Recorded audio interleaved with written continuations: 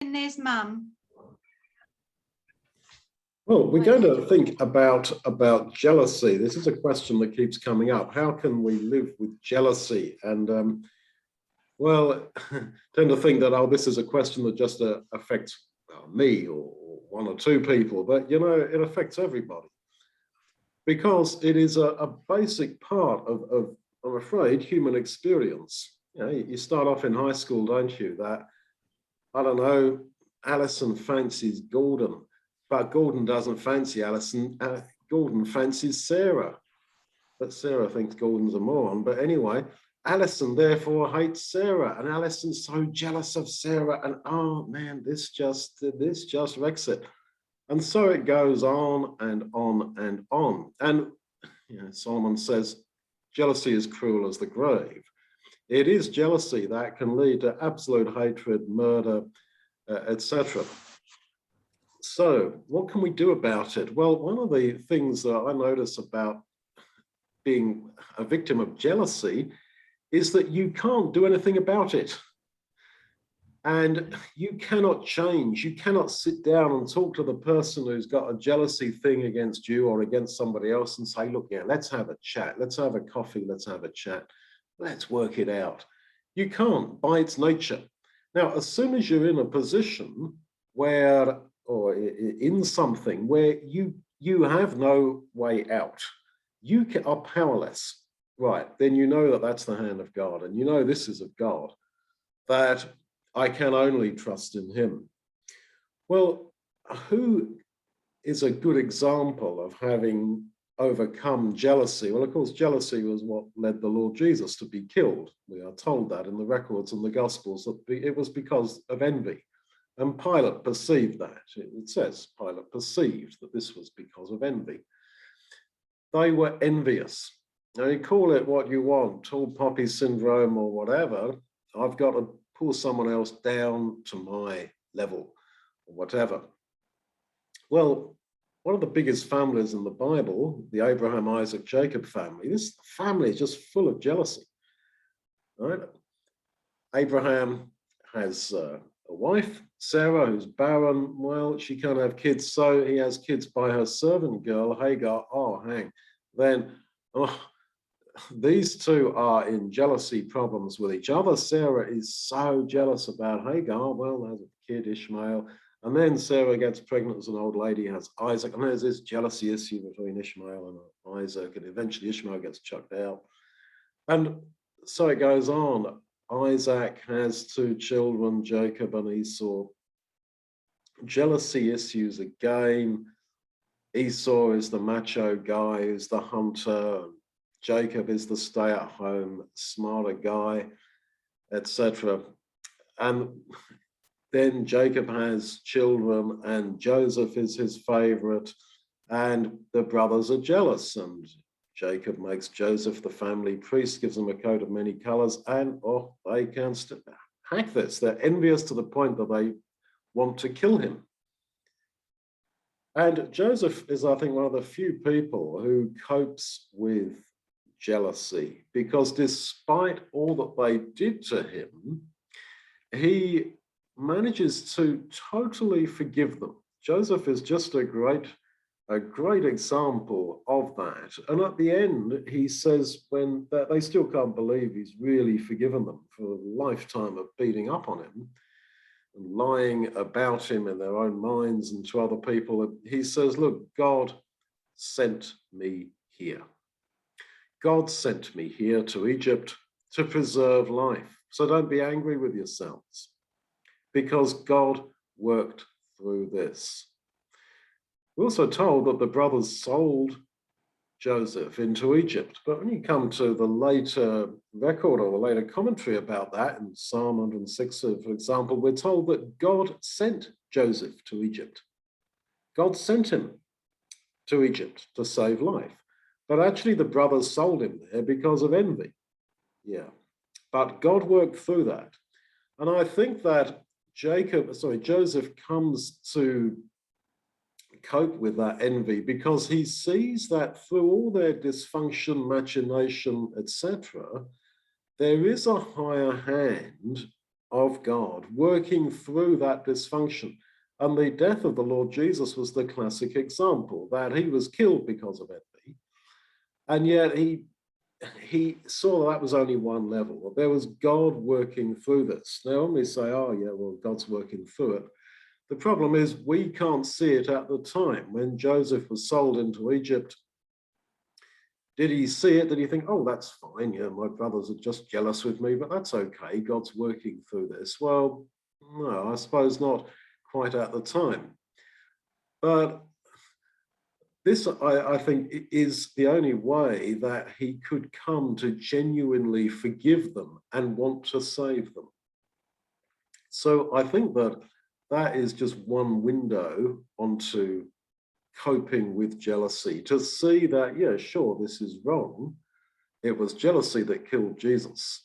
And so when we are victims of it, and I think every human being has been a victim of it at some point in their life, or they've seen it close up, I think the comfort is that I am going through something that Jesus went through.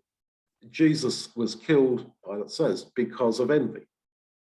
And yeah, so he was killed because of envy. And there's a bridge, therefore, between him there 2,000 years ago, dying on a stake of wood, on a hill outside Jerusalem on a day in April on a Friday afternoon, and me, you, today, in our apparently more complex lives. You suffer from envy? Oh, well, so did he, right to the end.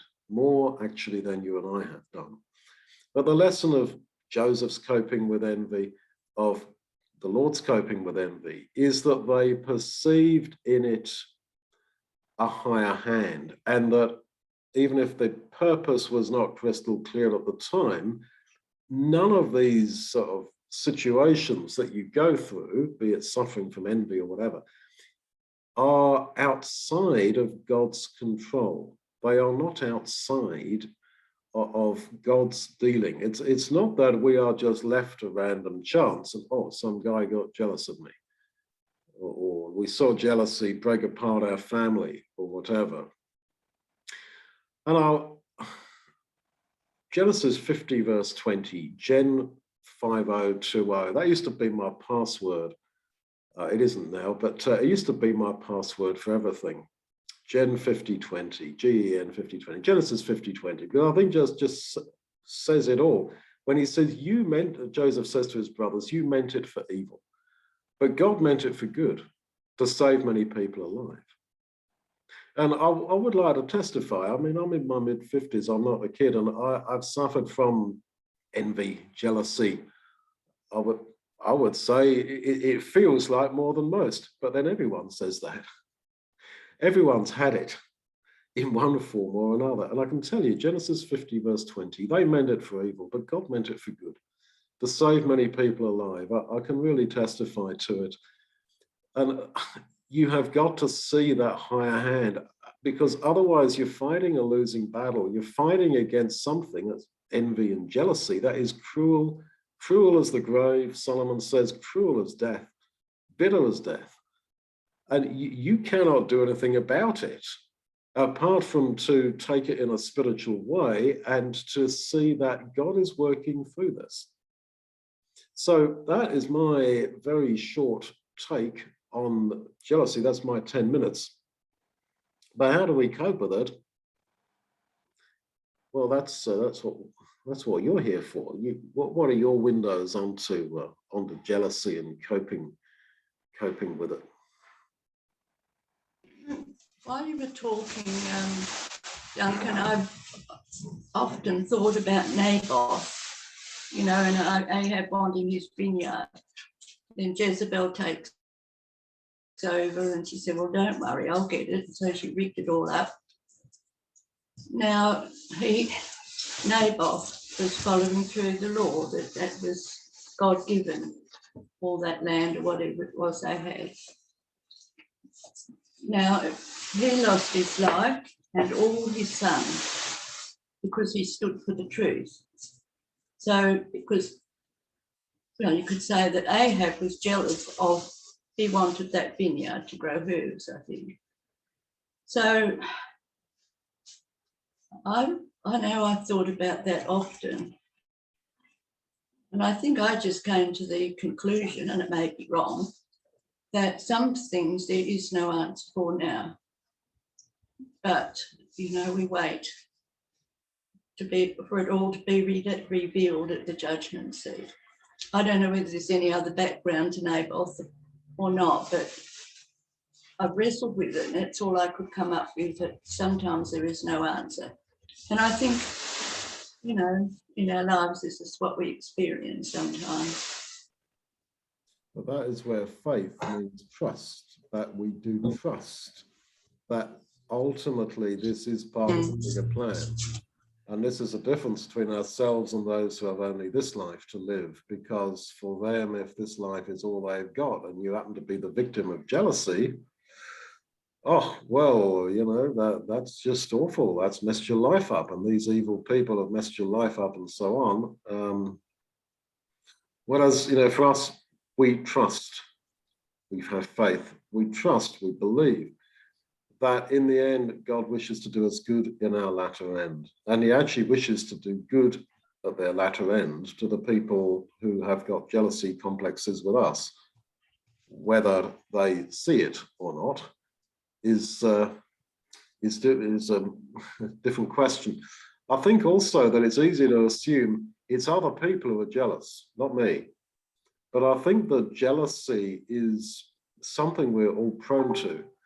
And I think the more secure you are in your relationship with God and the Lord Jesus, if you're sure that, look, when I die, by God's huge grace, I am going to be saved. I have sinned, but I am forgiven. If you're secure in that, I'm not jealous of you. Why should I be? I've got everything. And this again is what Jacob learned the night when he wrestled with the angel, whose face he saw as the face of Esau. When he meets Esau the next day, he says to him, look, take away my blessing, my material blessing. I don't want it because I've got all things. I've met with God. I've been forgiven. I've been blessed. I am going to be saved. I've been forgiven. I'm okay with God. Take it all away. I don't want anything else. I've got all things and I abound. Now, if we have got all things spiritually, if we are okay with God by his grace, you are secure in yourself. Why be jealous? Why should I be jealous of your house, of your car, of the fact that you've got a better turned out family than me, or whatever it might be, that you've got better health than me, that you live in a better country than me, whatever it might be. Those things don't arise when you are secure in your relationship with God and you feel I've got all things. I've got the hope of the kingdom. I've got forgiveness. I don't even need my life, my physical life. I'm not jealous of you. And I think jealousy arises in people who are insecure. I was just going to say. There's a delay, Mum. Is it not working? The internet's unstable. I'm hearing you fine. Well, you go on. Oh, and I was just commenting, I hope Naboth and his sons felt secure. It just, to think of Jezebel, evil, having such triumph over good. I know there's spiritual lessons in it. But when you think about that situation, perhaps all the sons had wives and children. It affected so many people because Naboth stood for what was right. So that's a lesson I think that we can all take, that sometimes, like you said, things happen and we wait until we find out in the end what it was all about. But I feel sorry for Naboth and his family. Yeah, it comes back to being secure. I mean, the people who spend so much of their energy on jealousy complexes and trying to pull down somebody else, they must be so insecure in their own relationship with God. Of course, they'll justify it as, oh, because I so love God, I've got to do this or that or the other. they're so insecure. What miserable little people, quite honestly, to be so jealous. And do they not realize they've got everything?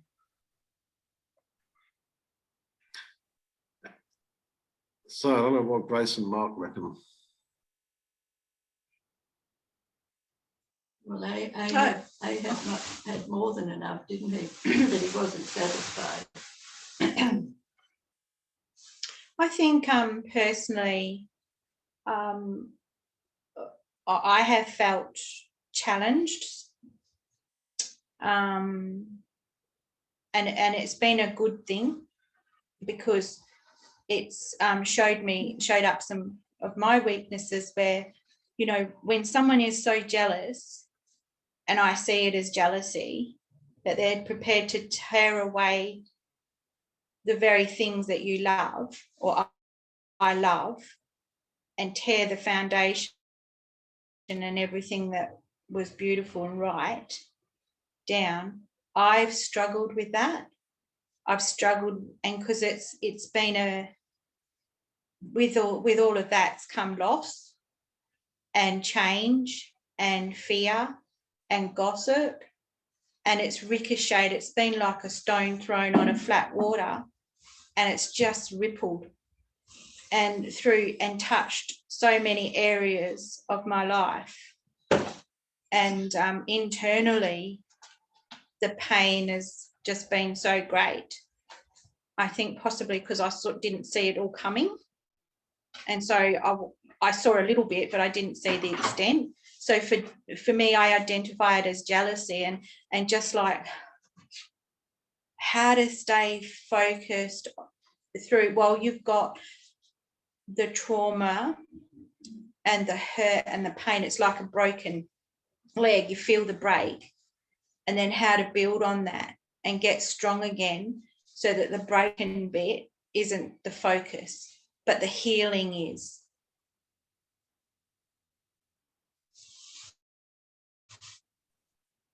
Yeah, I think what I'm saying is that the healing, if we're looking at healing in terms of it all getting back together again, may not come in this life, because jealousy is cruel as the grave.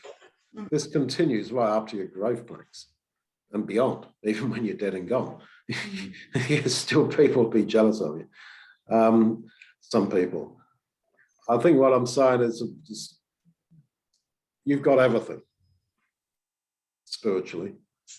You're going to be in the kingdom, sinner that we are. Okay, and so is messing your life up. So they are. But I've got everything. What are you going to do? Take my life? You're going to kill me because of it? You're going to take away my wife and my kids? Are you going to trash me? Okay, so you go ahead. And I've still got everything. I know it's easy to say this. I know it's easy to say. But in the end, it is true, because the idea of looking for a point of resolution with these people probably won't fully come in this life. Yeah. I was just thinking of that verse. What Paul says in the end of Romans chapter 12 is to don't be overcome with evil, but overcome evil with good. I presume jealousy is an evil, as you said. And how do we not allow evil to overcome us? Like I think we said, is to somehow remain focused that we're loved of God and the Lord Jesus, and we're trying to love them back by how we deal with other people and in service to them. So somehow we need to, in the face of an enemy and evil, is to still try and do good. What else is there to do? I think it's also a case of sort of reorienting our feelings and our passion. For example, in Hebrew, the word for jealous and the word for zealous is the same word. So there is an energy in all of us. No one is totally passive. And of course, what that tendency to jealousy, which we all have, is to be channeled into, is zeal for God in response to Him. And I think we've got to be careful we don't live our lives in a bunker mentality, always on the back foot. Oh, they're coming after me. Oh, it's this again. Can be something that you're reminded of daily because it affects your family, your daily life and all that. But all the same, beyond all that, there is another life to be lived. And our life does not just circle around the immediate, what is in front of me. Maybe that for some reason you have in family life or domestic life, you have this jealousy issue on you all the time, as it seems. So you do, but I'm saying that there is another way to do life. Life is not made up of just what's in front of your two eyes. There's something else. I think that's powerful what you just said, and good for a little reminder. Like life is not just what we see now.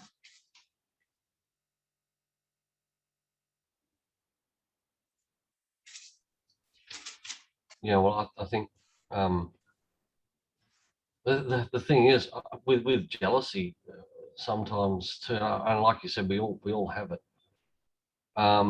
I think it's particularly hurtful if the jealousy is coming your way, and especially when you're wanting to do good for the other person, and you're wanting a good relationship, a reciprocal relationship. You're actually wanting harmony between people and just to get on well and try and live a godly life together. And if the other person doesn't want a godly life, we'll just live an amicable life together at least. So you only have good feelings towards that other person.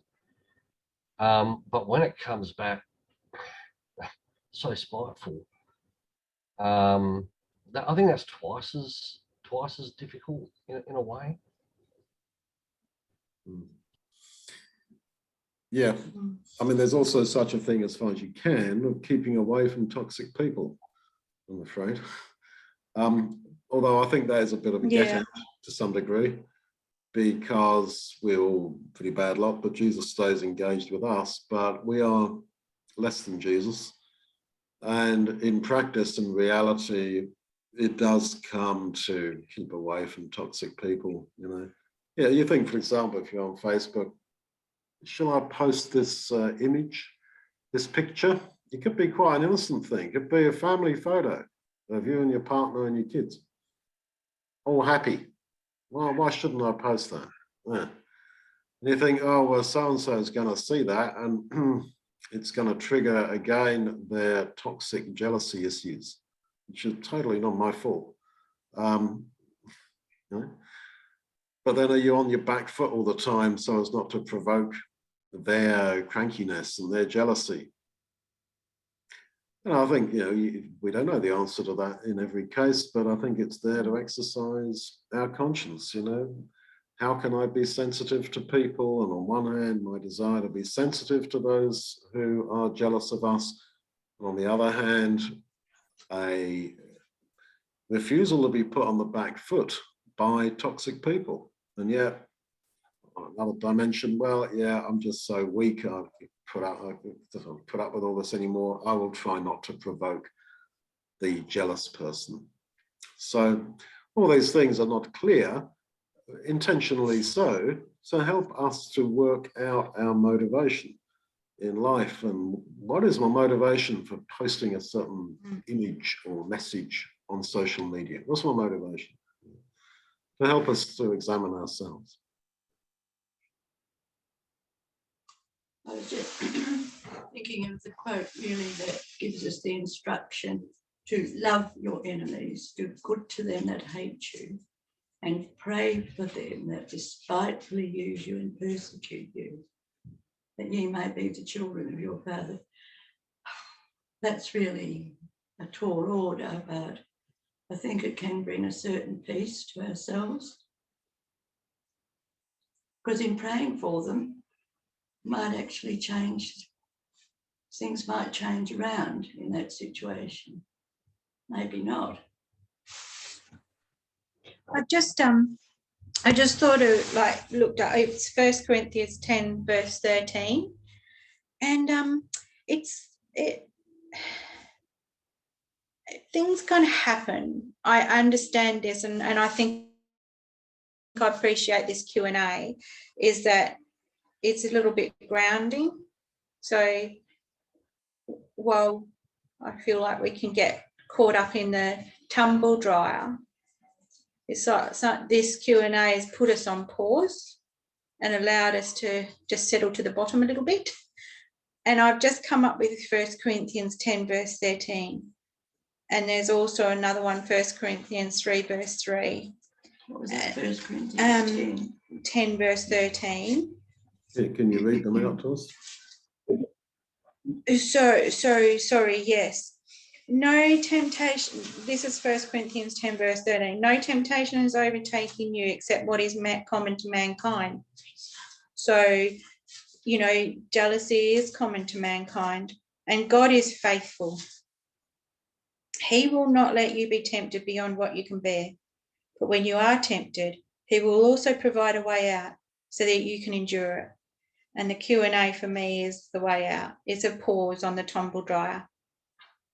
1 Corinthians 3 verse 3, you are still worldly, which, yeah, for since there is jealousy and quarrelling, are you not worldly? Are you not acting like mere humans? So I think for the lesson for me is that is a human trait. It's not a Christ trait.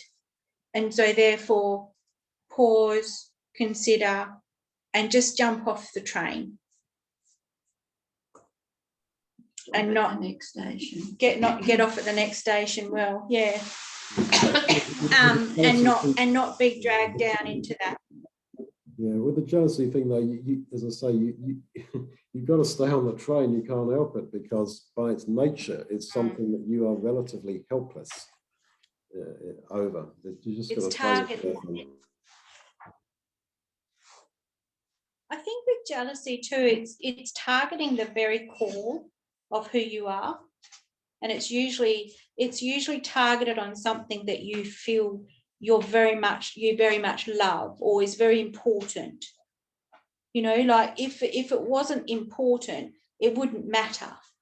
And so if somebody targets the jealousy side part, you know, if we become jealous, it's because it's targeting that one thing that's so very important to that person. And I think that's why it matters. But I think from what I see, and I can take from this, is that just to be careful not to make anything or anyone as important or more important than the future that is to come. Amen. A reset button. My dear mother used to tell me when I was beat up by people, let no man take thy crown. Let no man take your crown. In other words, don't let the fact that somebody's got a hang up on you make you stumble so that you lose the crown of life. Let no man take your crown. That's quoting from the words of the Lord Jesus. So I think that's how I'd sum up jealousy. Let no man take your crown. Don't let them make you stumble, because they can't get over themselves, because they, you know, are so insecure in themselves that they have to max out on you.